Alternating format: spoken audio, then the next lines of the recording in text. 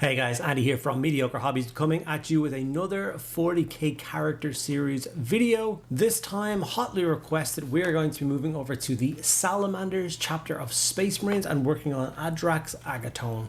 He is a stellar miniature. You guys seem to be enjoying the kind of special Primaris named characters that have been coming out and doing them on the channel. I've done quite a few of them over the last couple of weeks, and all those videos have done quite well, so I'm going to continue on with the beautiful Salamanders character now. Before I get into that video, I just want to say a huge thank you to all of my patrons. You guys are absolutely amazing, and without you guys I would not be able to continue doing what I am doing, so from the bottom of my heart, thank you so much. If you want to get involved with that, there are links to my Patreon below. You get access to things like a private Discord server and access to an extra video every single week. So that's 52 extra videos a year just for you guys, which I think is a lot of fun and a lot goes. So if that's something that interests you, check it out below. Okay, without further ado, let's get painting a salamander. Okay, so this is the beautiful Adrax Agatone miniatures. It came out in that series where they did kind of 4 of the named characters for different Space Marine chapters back when they started Primaris-sizing different 40k characters and the like that, and they brought out some new ones. This is one of the new ones, a new Primaris character for the Salamanders. Absolutely beyond stunning sculpt. I've always had a soft spot for Salamanders, and I do think at some stage in my life there will be a Salamanders army. The way I paint Salamanders is the usual base coating, which is the Chaos Black spray, and then we went over that with Grey Sear. Gives us a really nice base coat and a really nice place to work up contrasts from. And then I jumped straight over to the Warp Lightning contrast, and I applied this all over the flat armor panels. Everywhere that's meant to be green on this particular miniature gets a coat of the Warp Stone Glow paint. With this particular one, we don't have to be as careful as some Space Marine chapters with the contrast. We don't have to worry too much about the pooling, as we will be layering up the armor later on. So there's a little bit of splodging here or there. It's not the end of the world. I do try and be careful and not have it, more for practice than to actually worry about it. After that, we're going to go to the Blood Angels red contrast, and I painted that up all the scales on the cloak. Now, the one on the box, each individual scale is red, and all around the scales is black, which I think is just so time consuming. I just could not be bothered doing something like that. So I'm going to paint the entire center bit of the cloak, basically where all the scales connect, with with Blood Angels red contrast. And then after a shade and a highlight, it will all break apart, look really nice, and you will have saved yourself like an hour's worth of painting. So I think it's a clever way to go. While I had the red paint, I also did the shaft of his giant hammer. Only 2 colors in, and I'm already liking what I'm seeing. Black Templar was then brought in for quite a lot of the other parts. Actually, his tabard and the rest of the cloak was done in the black. The backpack on Salamanders are done in black, and then the inside of the shoulder pads was also done in black. So the center bit around the trim. His left one is 99% obscured by the start of his cape, and his right one is mostly obscured by lots of kind of fancy iconography and stuff, so there isn't actually that much on show. I also obviously did all the cabling that connects his weapons to his armor, all of the soft seals, so all of the inside joints, and the inside of the tilt shield as well. So as you can see, there's quite a lot of different black parts on it. I also forgot to do his face at this point, but that will happen later on. I'll give that a coat of Black Templar. Retributor armor gold was then used for all of the trim. On this model, there's quite a lot of, like, obviously the Salamanders are artisans, so they have quite ornate war gear. So when it gets to the stage where you're supposed to apply a bit of gold to a Space Marine, some chapters have a lot less and some have a lot more. These guys edge towards the more category. So the Salamanders' home world is an extremely irradiated place, and the Space Marine gene mutation to help protect that is what darkens their skin. So they get these kind of black charcoal skin with red eyes, which is a really cool aesthetic. So to make that happen, I literally just followed the same steps as the cape, really. The Black Templar across the face will give me a really nice starting point. Not to be shaded down and layered up a little bit. Gonna leave it that kind of really dark, almost jet black tone. Some lead belcher was then brought in and used to highlight or to layer up the rest of the metallics. So there's some chain work, the rest of the pistol, the sconce holding the flames on his back, other parts of the hammer, just any other bits and pieces of detail that you think need to be silver on the miniature. That's what we're going to hit.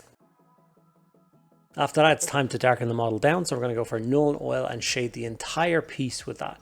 Now this is the new 18mm pot of Nuln Oil.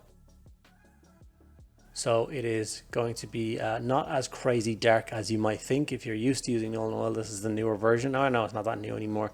A lot of people are still scraping the bottom of the barrel with their old pots using the 24mm. So there's quite a difference with this one. It doesn't give such a heavy shade. So a lot of the color I've put on the model will definitely shine through. As you can see, this is it shaded. Everything I think is really well defined. It's a really nice place to be layered, even in between all those scales. Like I said, I wasn't bothered doing it before, but the shade definitely helped with that. So now it's time to go into the layering. So for this, we're going to start getting really careful with our painting. So Warpstone Glow is going to be the first one. I get a fine pointed brush and I'm going to do a coat or two. Some panels just need a second coat to get rid of some brush streaks if it's particularly big and open and flat.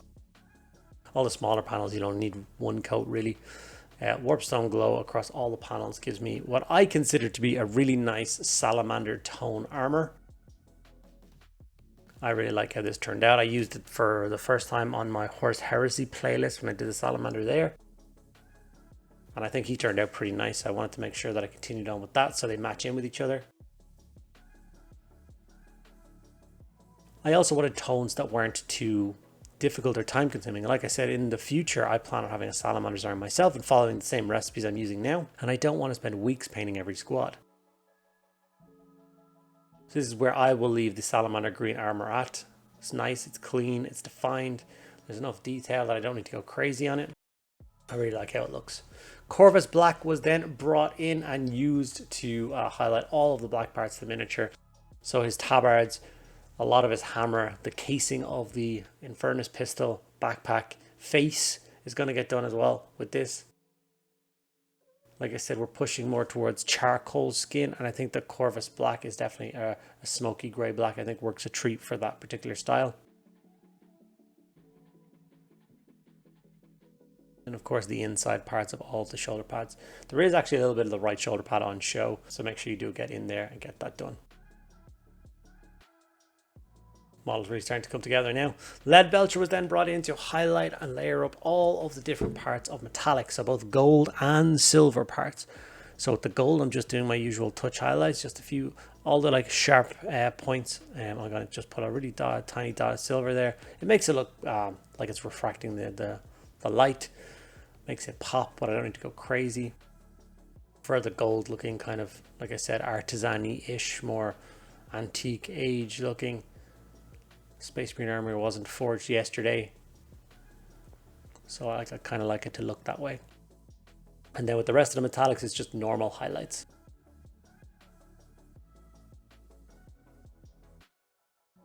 Mephiston Red was then brought in for a quick highlight on those dragon scales going up the back.